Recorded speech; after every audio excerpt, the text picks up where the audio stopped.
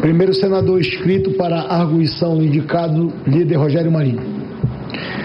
Senhor presidente, senhoras e senhores senadores e senadoras, senhores sabatinados, eminente senhor Paulo Gonet, Flávio Dino, senador Flávio Dino, ministro Flávio Dino.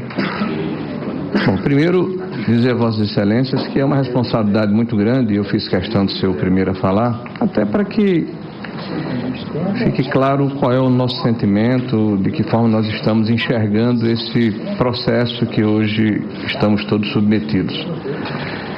Ouvi as falas iniciais dos senhores, e bem como dos relatores, e para mim está muito claro que existem boas intenções. Mas de boas intenções, senhores, o inferno está repleto. E por isso me permita fazer algumas ponderações. Me dirigirei inicialmente ao eminente procurador Paulo Gonet. Perguntaria a Vossa Excelência, qual seria o papel que Vossa Excelência vai ter como chefe da Procuradoria, como Procurador-Geral, diante das reiteradas, eu diria, ações do Supremo Tribunal Federal, notadamente na questão do inquérito da fake news, que impede a forma e a ação do Ministério Público, que deveria ser o autor daquela ação. Não toma conhecimento das manifestações do Ministério Público Federal. Perguntaria a Vossa Excelência também em relação à liberdade de expressão e censura. Por ocasião das eleições no segundo turno, uma decisão daquele tribunal, inclusive com uma frase célebre da ministra Carmen Lúcia, que a censura prévia poderia ser veneno ou remédio, e dessa forma se votou para se impedir que um documentário fosse publicizado sem sequer conhecer o conteúdo daquele documentário, se esse tipo de agressão à Constituição e aos direitos fundamentais do cidadão brasileiro vão ser permitidos por Vossa Excelência no exercício da atividade como Procurador da República. Dito isso, uma rápida contextualização, me dirigindo agora aos senhores, os dois, dizer que nós estamos vivendo um momento muito difícil no Brasil, a exemplo de outras crises que ocorreram em tempos pretéritos. E mais do que nunca é necessário que nós tenhamos o espírito da pacificação, da conciliação, do entendimento que é absolutamente necessário conviver com opiniões divergentes, com pessoas que pensam de forma contrária ao que nós professamos e que temos como visão de mundo. Nós estamos aí com uma situação em que claramente há uma hipertrofia de um poder sobre o outro, e falo do judiciário sobre o legislativo. Eu ouvi aqui frases do eminente senador e ministro, candidato ao Supremo Tribunal Federal, como harmonia de poderes, separação de poderes, garantia de direitos, liberdade de expressão, presunção de inocência, frases todas elas amparadas na nossa Constituição Federal. Eu perguntaria ao eminente sabatinado Flávio Dino, e faria anteriormente aqui um preâmbulo, na minha opinião, exigem, além da questão que foi colocada, qualidades essenciais para ser magistrado, para ser ministro. Não só a ilibada reputação e notório saber, mas uma manifestação técnica nos autos do processo.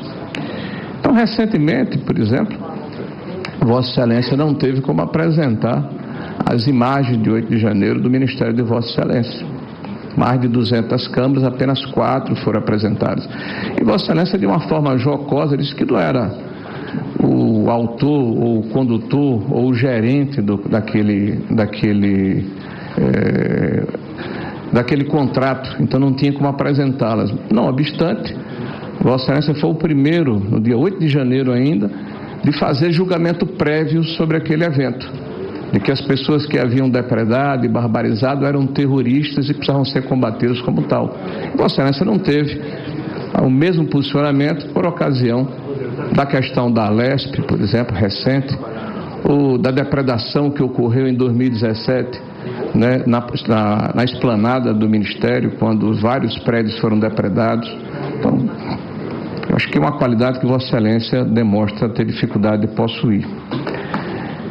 A questão da inércia por provocação nos termos da lei. O judiciário deve ser inerte. E nós estamos passando por um momento em que há mais de 5 anos nós temos um processo aberto, um inquérito aberto de ofício, onde o juiz que preside, inclusive, é parte do processo, né? Designa as autoridades policiais, né? Então, esse é um problema que eu acho que Vossa Excelência vai se debruçar caso chegue ao Supremo Tribunal Federal, conversando com os pares de Vossa Excelência. Se essa situação, que é uma situação excepcional, ou deveria ser, deve continuar a ser banalizada e observada como se fosse uma coisa comum, né? Então, qual é a posição que Vossa Excelência vai tomar em relação a esse caso? E lembrando que foi dito na época que era uma forma do tribunal se defender das agressões que eram feitas contra a democracia. Muito bem.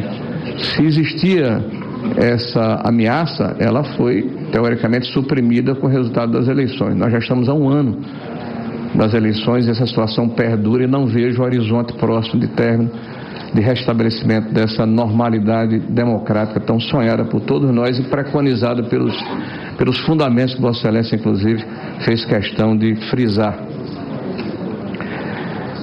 A questão da isenção, da imparcialidade, do equilíbrio de um magistrado. Vossa Excelência teve uma reunião com membros do Big Terte, que foram, inclusive, publicizados, utilizou palavras claramente intimidatórias. Vossa Excelência foi, no mínimo, grosseiro, né, deselegante. Vossa Excelência abusou da autoridade que Vossa Excelência tem como ministro da Justiça, fazendo declarações que, por mais bem intencionadas que elas tenham sido, não cabe, não coadunam com o exercício da função que Vossa Excelência exercia naquele momento, né, com intimidação, com palavras fortes, no sentido de dizer, inclusive, que a liberdade ou a forma como se via a questão da imprensa não existia e a partir daquele momento seriam tomadas medidas fortes. Então, a questão do equilíbrio e da imparcialidade, da isenção necessária, Vossa Excelência demonstra ter dificuldade. Quanto à isenção ainda, Vossa Excelência fez afirmações tipo: Bolsonaro é um serial killer, né? É o próprio demônio. Olha, Bolsonaro hoje lidera seguramente a metade da população brasileira que vota. Foi constatado nas últimas eleições, o país está polarizado.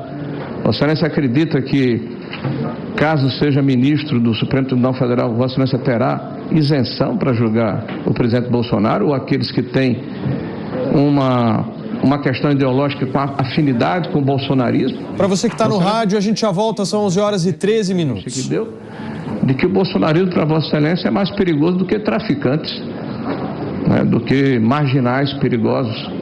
Então, esse tipo de abordagem depreciativa depõe contra a imparcialidade necessária que um juiz deveria ter. Queria que Vossa Excelência comentasse a respeito dessa situação. A cordialidade. Acho que todo magistrado tem que ser cordial com as partes, independente das culpas que porventura serão provadas. Vossa Excelência foi convidado de forma reiterada para ir ao Congresso Nacional. Eu admito até que tenha havido até algum exagero. E Vossa Excelência participou de vários momentos. Mas Vossa Excelência teve o cuidado de, em um determinado momento, mandar ofício dizendo que temia pela sua integridade física junto aos pares que Vossa Excelência diz, né, que respeita, apesar de não serem senadores, são deputados federais e membros do Congresso Nacional. Então Vossa Excelência disse que temia pela sua integridade física. Mas o senhor não temeu pela sua integridade física quando foi à Favela da Maré com pouquíssima condição de segurança pública. Então, me pareceu um contrassenso lógico e uma falta de cordialidade com o Congresso Nacional. Em relação, eminente senador e ministro da Justiça, a questão do ativismo político. E aí eu peço uma especial atenção a Vossa Excelência. O ministro Barroso, hoje presidente do STF, afirma: nós derrotamos o bolsonarismo. Uma frase forte, dita no Congresso da UNE, e Vossa Excelência estava ao lado dele, nesse mesmo dia, na UNE. A movimentação política em que um presidente do Supremo Tribunal Federal, ou que seria presidente do Supremo Tribunal Federal, dá uma demonstração clara de que defende um espectro ideológico e participou pelo que se infere das palavras dele, do esforço para derrotar um espectro político em detrimento do outro. Isso me parece muito grave. E o ministro Barroso, ainda, quando no seu discurso de presidente do Supremo Tribunal Federal, fala de uma agenda para o Brasil. Redução de pobreza, desenvolvimento econômico, social sustentável, educação básica, trabalho formal, ciência e tecnologia, saneamento básico, habitação popular, liderança global em matéria ambiental. Os ministros do STF são executivos, são legislativos. A justiça deve ser inerte, deve ser aquela que dirime as contendas da sociedade, ou deve ultrapassar os seus limites e exercer, como tem sentido ultimamente, o seu poder político, né? Ou seja, o STF transformou-se no poder político que rivaliza com o executivo e com o legislativo, provocando um desequilíbrio claro entre os poderes da República. Por fim, eminente sabatinado, eu espero que Vossa Excelência, ao responder aos questionamentos que faço, leve em consideração, para concluir, leve em consideração que essa sabatina, que Vossa Excelência deixou claro, queria responder sobre aspectos técnicos e não políticos, tem que levar em consideração que Vossa Excelência, caso aprovado, terá mais de 20 anos como ministro do Supremo Tribunal Federal. E as ações que Vossa Excelência vai perpetrar lá no Supremo Tribunal Federal vão influir e impactar diretamente a sociedade brasileira.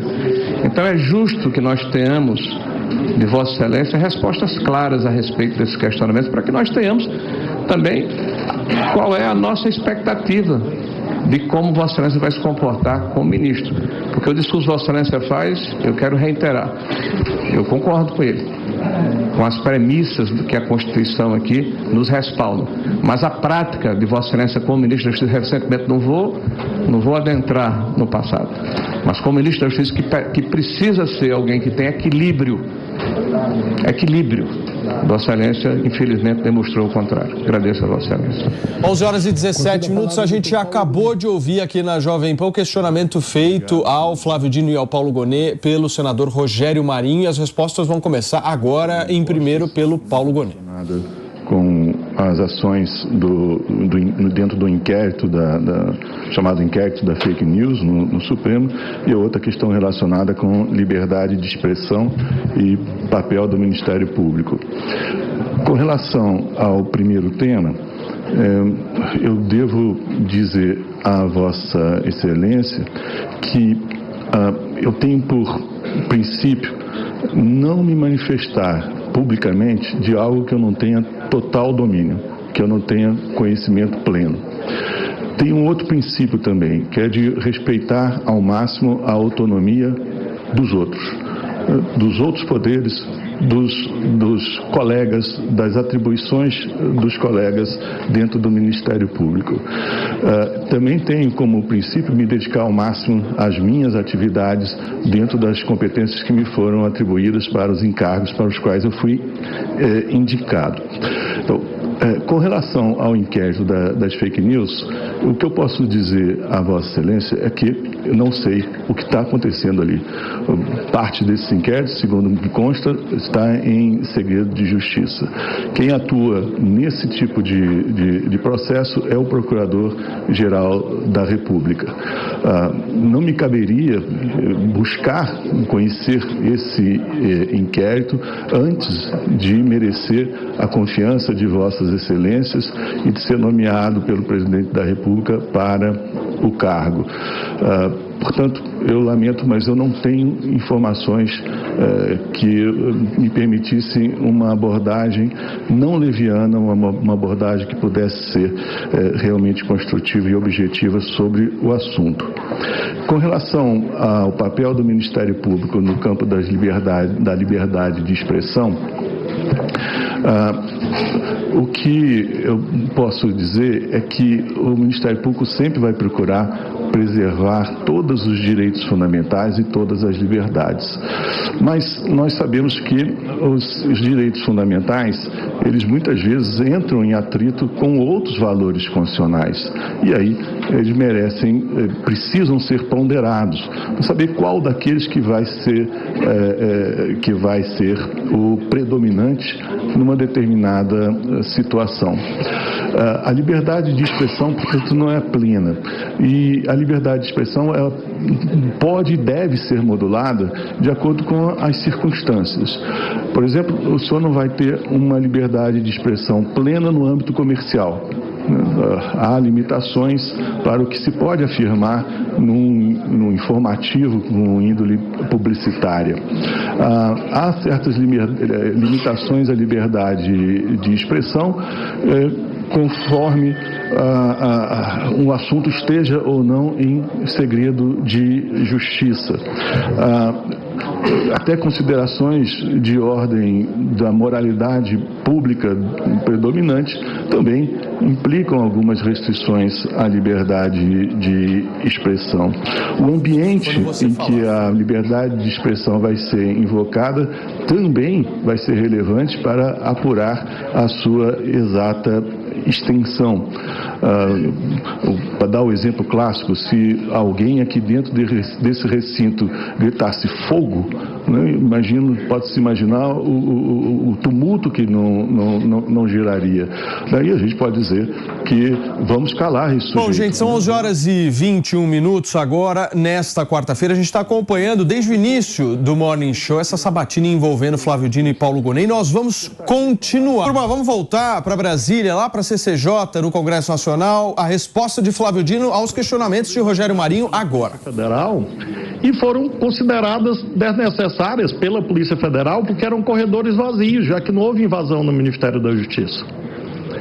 Isso aconteceu também no Senado, aconteceu no GDF e em outros órgãos. O contrato dispunha sobre conservação em 30 dias. 7 meses depois, é claro que não já havia essas imagens internas inúteis de corredores ou de câmeras que obviamente não foram nem acionadas. Então todas as imagens foram entregues à CPI. Em relação a casos concretos, como disse o Dr. Gonet, é claro que eu não posso me pronunciar, porque isso decorreria impedimento ou suspeição. Então, sobre o inquérito que lá tramita, evidentemente eu vou me pronunciar no momento próprio nos autos, e não agora, antecipadamente, porque isso quebraria os deveres de imparcialidade inerentes ao exercício da magistratura. Em relação a Big Techs, a situação ali, infelizmente houve uma edição, era de ameaça à vida de crianças. Havia 8 perfis na internet com o nome do assassino das crianças de Suzano. Era esse o fato. E nós pedimos à empresa que retirasse, porque isso é apologia de fato criminoso. Aquela fala minha indignada, justamente indignada de pai, é de que a empresa respondeu que não tiraria, porque considerava que, à luz dos termos de uso e da liberdade de expressão, ter um perfil de um homicida na internet não é apologia do homicídio. E claro que a minha resposta foi aquela: esse é o fato. Não era, portanto, nada desvinculado do cumprimento dos meus deveres de zelar pela vida das crianças, na medida em que é abjeto que haja perfis de um assassino no ar. Então esse foi o contexto, e o Dr. Gonet, com seu brilhantismo, dissertou sobre os parâmetros doutrinários acerca da liberdade de expressão, que ali disse. Ora, se existe um crime de calúnia, difamação, injúria, incitação à prática criminosa, apologia de fato criminoso, racismo, tudo isso está votado pelo Congresso Nacional. Então, é claro que há uma fronteira da liberdade de expressão, como o Dr. Gonet disse. A liberdade de expressão não alberga, não protege calúnia, não protege ameaçar a vida de crianças, não protege racismo. Foi isso que eu ali disse e aqui reitero.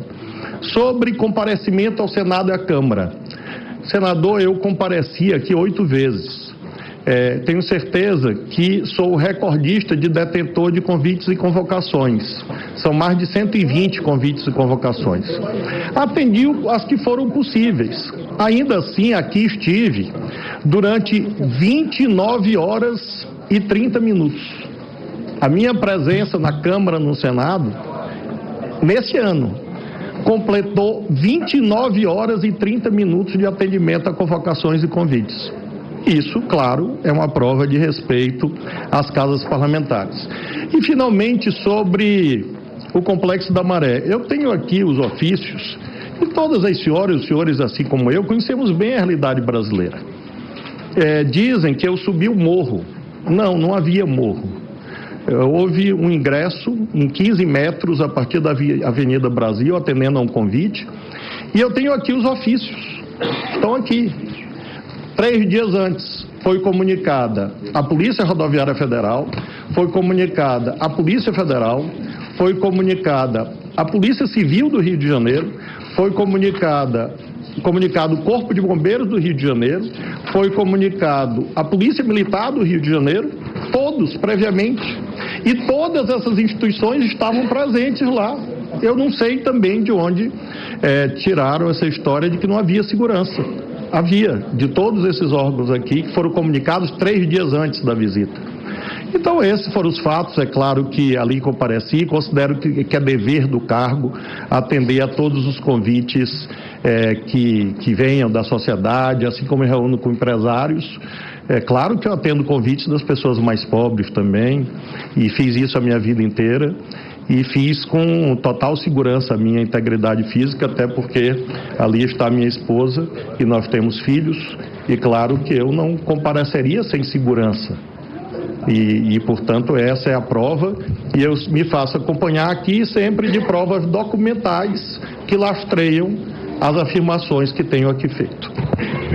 Senador Rogério Marinho, para a réplica. Obrigado, senhor presidente. Bom, primeiro agradeço as respostas, mas eu faço um questionamento ao eminente procurador. Veja, Vossa Excelência escudou-se brilhantemente aí, que é uma tese que está sendo julgada, o senhor não tem conhecimento, mas esse inquérito ele foi objeto de um mandato de segurança feito pela Associação de Procuradores da República, né? Então, é público e notório. O que eu perguntei a Vossa Excelência, a minha preocupação, é que o senhor não considera que há um atentado à democracia brasileira com o fato de que uma ação excepcional de abertura de um inquérito por ofício está se tornando uma questão banal e interminável. Essa foi a pergunta que eu fiz a Vossa Excelência. Se Vossa Excelência, como procurador, vai observar essas práticas e elas vão continuar, ou Vossa Excelência vai ajudar para que a Constituição seja efetivamente exercida, né? Eu queria apenas fazer uma digressão em cima da segunda resposta que Vossa Excelência me deu, que bate aqui com o ministro Flavino, que eu quero inclusive elogiar. Vossa Excelência hoje está bastante cordato, não está tranquilo. Vossa Excelência está bem hoje, parabéns, né? Então, dizer que a minha grande preocupação hoje é com a questão da liberdade de expressão. Porque quando Vossa Excelência falou que ela é relativa, nós sabemos que dentro do corolário jurídico existem formas de se refrear os excessos. A injúria, a calúnia, a difamação. Dentro desse colegiado existem aqui as comissões de ética, né? Onde os senhores membros, caso se excedam, podem e devem ser submetidos para eventualmente serem refreados, serem admoestados, serem punidos eventualmente. Mas nós estamos vendo no Brasil uma situação de relativização da democracia. Eu pediria atenção, viu, Mourão, meu amigo Mourão, do nosso sabatinado aqui. Nós estamos vivendo aqui no Brasil um problema muito sério, de que a relativização da liberdade de opinião, até da prerrogativa do mandato do parlamentar, está sendo relativizada e banalizada. Me permitam ler rapidamente aqui um trecho de um discurso de um cidadão chamado de João Marinho, que Vossa Excelência referenciou, por ocasião de um evento que toda a sociedade brasileira deve se lembrar, porque foi lembrado aqui pelo meu ilustre companheiro Randolph Rodrigues, que foi a questão de 1968. Naquela oportunidade, um parlamentar havia se utilizado da tribuna para fazer um discurso que foi julgado ofensivo pelas Forças Armadas. E o governo, na ocasião, pediu para aquele parlamentar ser cassado, processado e cassado, porque havia falado mal das Forças Armadas.